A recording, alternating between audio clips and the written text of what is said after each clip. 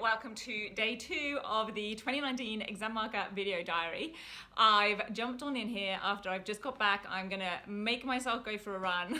Sitting down all day marking is not something I'm used to for the other 99% of my year. So I've done that thing where I jump straight in, get changed, ready to go so that I can't talk myself back out of it in a few minutes time when I finish this, because I wanted to jump on right away because I've got a couple of key points I definitely want to share with you. So it's all to do with levels of detail and nuances in the wording of questions, but particularly the wording and the expectations of mark schemes around that wording. So 2 examples to give you. So item 11 is the question where they have to create or come up with a message. And in particular, I want to talk about that message. So there's a difference between a theme and a message. A message is much more specific. So a theme might be something that, we talk about when we're doing studies of novels, for example, or even artworks, where it's things like maybe a theme of power or inequality or innocence or purity. They're much more vague and overarching.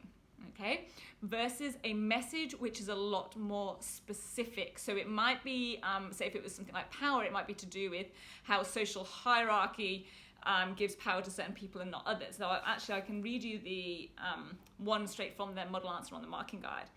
The message that can be drawn from this statue, the goal of the golden child, is that children represent future generations who will fight for many and different social causes. So that's not to do with just innocence of children. It's not to do with fighting or conflict. It's much more specific. And it also does say that an appropriate message has to be a statement of significant social, moral, or political points. So I thought that was a really interesting point because that actually distinguishes from the A, B, and C grades and the D and E grades in terms of marking for that one particular question. So I wanted to share that with you. And I've got another example of the same sort of thing which occurs in item 12.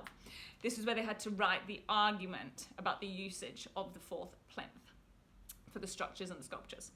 So there is a difference between, it talks about an argument and a convincing argument. So an argument would just be, this needs to happen because of this. Now, this is all to do with extended explanations, because a convincing argument actually then goes a step further to say why that particular reason or outcome is significant or important. Now, I have definitely talked, but it might have been a long time ago on the blog, maybe I'll do a refresher one, about how to extend explanations. So when teachers write, give more detail, this is often what they're asking for, depending on obviously what type of question it's been or task it's been. Now, a great way to do this is to remember the 3 magic words, and so, therefore, because.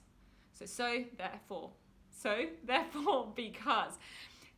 That means you can extend whatever statement you've just given to give a detailed explanation or reasoning. And that's what's being required here, okay?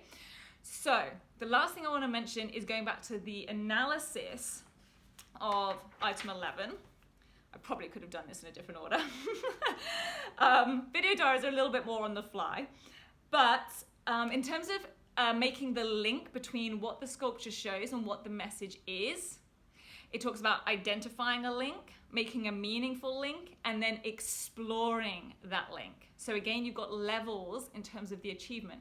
Now, just making a link might be identifying something that represents something to do with that message. Making it meaningful is giving some elaboration, but really there's those 3 steps to analysis, like I mentioned in yesterday's or last week's, as you'll be watching this video, which is the 3 steps of analysis. So stating what the feature is, explaining how it ties in, and then going on to that 3rd step, which is to really link it and add meaning to the message, or how it all ties back to that message. So what the result is, and then how it ties back. Again, go check that out on the blog if you haven't already done so. 3 steps to analysis. So many students miss out the 3rd step.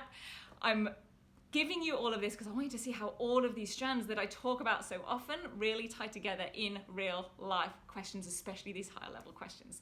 So I'm going to go get out for that run before it gets dark and before I change my mind, and I will see you again soon, either tomorrow or maybe the next day once I've been marking literally hundreds of papers and I've got lots more juicy nuggets to share with you. Until then, have a great day, have a great week, and I'll see you soon.